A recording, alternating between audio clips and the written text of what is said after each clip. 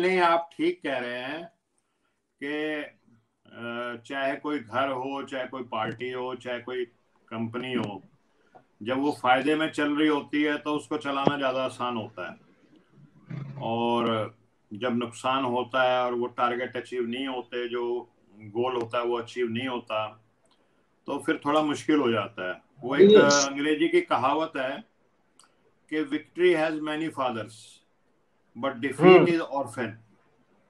यानी जब जीत होती है तो उसके श्रेय लेने के लिए, उसका क्रेडिट लेने के लिए बहुत लोग आ जाते हैं कि यार हमने ऐसा किया, इस वजह से जीत हो गई।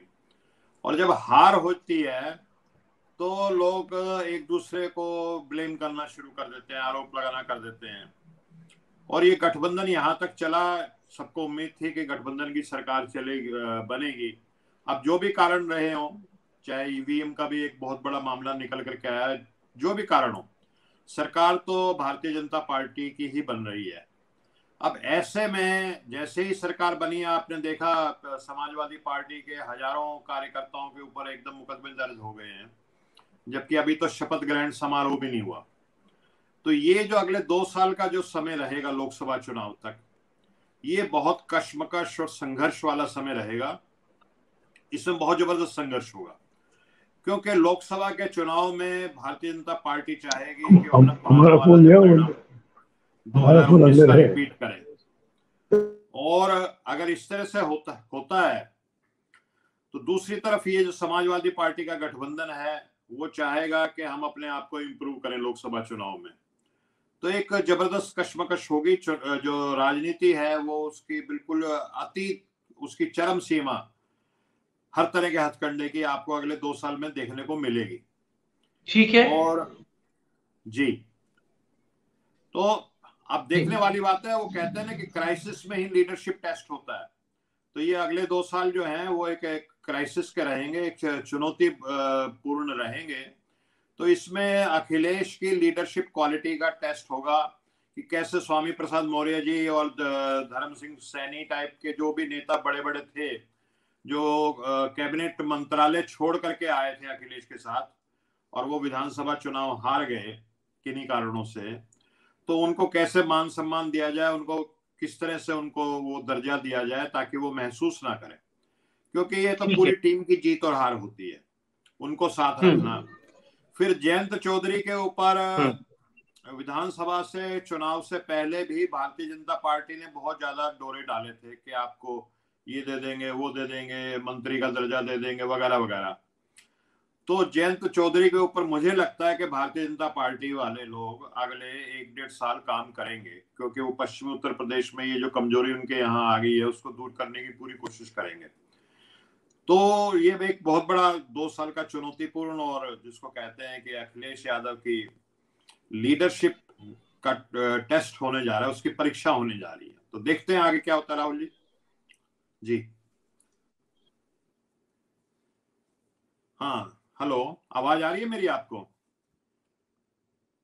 राहुल जी के शिवपाल अपने आप में अच्छा राव साहब, मेरी आवाज आ रही है आपको? आ रही है। हाँ, तो चलो हम कंटिन्यू करते हैं, कुछ इंटरनेट प्रॉब्लम है राहुल जी की। तो शिवपाल जी, इसमें कोई शक नहीं कि जमीनी नेता रहे हैं, और जैसे मुलायम सिंह जी की राजनीति में उनका एक बहुत बड़ा अहम रोल रहा है, और उनका कार्यकर्ताओं में पकड़ है, संगठन में पकड़ है। वो हो सकता है बहुत अच्छे वक्ता ना हो, या उसमें कुछ चीजों में वो कमजोरी हो, लेकिन संगठन में उनकी बहुत जबरदस्त पकड़ है, और वो कार्यकर्ताओं के दर्द को समझते हैं, उनके जज्बातों को समझते हैं, और उनको मान सम्मान देना जानते हैं कार्यकर्ताओं को। तो ये तो शिवपाल जी की खूबी है, इसमें कोई शक नहीं। लेकिन इससे पहले जो आपने जिक्र किया राम नरेश जी का, तो वो जो, क्योंकि मैं भी 1972 से राजनीति को लगातार देखता आ रहा हूं, जो मुझे याद आता है, राम नरेश जी को बनाने में चौधरी चरण सिंह जी का सबसे बड़ा हाथ था।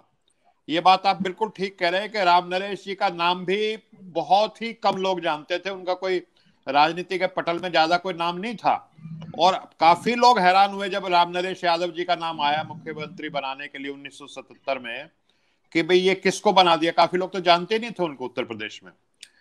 तो राम नरेश जी की तो बात आपकी ठीक है बिल्कुल, एक तरह से हैंड पिक किया था चौधरी चरण सिंह ने राम नरेश को बनाने में।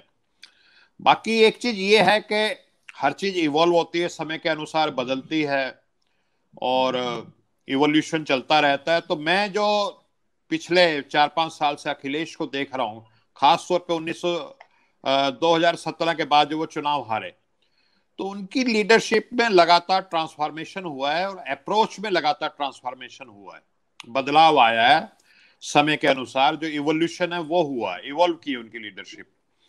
और होता यह है कि आमतौर पे जो पार्टियां उन जातियों को ज्यादा टिकट देती है जिनके उनको ज्यादा वोट मिलते हैं। मान लीजिए एक पार्टी को 40% वोट मिल रहा है, तो 40% में 10% एक ही जाति का मिल रहा है, सभी जातियों के तो उनको पूरे नहीं मिलते, तो वो उन 10% जातियों को हो सकता है 25% टिकट दे दें, क्योंकि उनके टोटल वोट 40% के वोट शेयर में 10% शेयर एक ही जाति का है। जैसे भारतीय जनता पार्टी का उदाहरण लेते हैं। भारतीय जनता पार्टी के ये महसूस करती है कि हमें मुसलमानों का वोट नहीं मिलता, तो पूरे उत्तर प्रदेश में जो 403 सीटें हैं, भारतीय जनता पार्टी ने एक भी मुस्लिम कैंडिडेट को नहीं लड़ाया। ठीक है, काशीराम जी भी यही बात किया करते थे कि जिसकी जितनी मतलब भागीदारी या तैयारी, उसको उतनी ही टिकट दी जाए। यानी पार्टी में जो जातियां जितना कंट्रीब्यूशन करेंगी, टिकट में उतनी हिस्सेदारी पाएंगी। लेकिन ये राहुल जी ने बिल्कुल सही बात की कि अब की बार यादव टिकटें जो हैं, अगर आप गौर करें, मुझे एग्जैक्ट नंबर अभी याद नहीं आ रहा एकदम, लेकिन जो पहले जितनी यादव टिकटें दी जाती थी उसका मात्र 60 या 65% टिकटें अब की बार दी गई। यानी यादवों की टिकट इस उत्तर प्रदेश के विधानसभा चुनाव में लगभग 1/3 कम हुई हैं समाजवादी पार्टी में, जितना पहले वो दिया करती थी। तो अभी उत्तर प्रदेश की एक कार्यकारिणी भी बनाई थी अखिलेश जी ने चुनाव से जस्ट बिफोर, उसमें 82 सदस्य थे। उस 82 सदस्य में जो उत्तर प्रदेश की कार्यकारिणी थी पार्टी की, उसमें मात्र 5 यादव थे और उन 5 में भी इनके परिवार का कोई यादव नहीं था। तो यादव की अगर संख्या देखते हुए, उनकी आबादी का अनुपात देखते हुए, तो 5 की संख्या तो उनकी एक तरह से आबादी का अनुपात से भी कम ही थी। तो वो जो यादववाद का जो या परिवारवाद का जो अखिलेश के ऊपर पहले आरोप लगता था, इस बार बहुत कोशिश की भारतीय जनता पार्टी ने, वो आरोप लगा नहीं पाई। कभी कभार उन्होंने कहा जरूर परिवारवाद ये वो, लेकिन पब्लिक में उसका कोई रिस्पॉन्स आया नहीं जैसे हम लोगों ने महसूस किया। जी राहुल जी।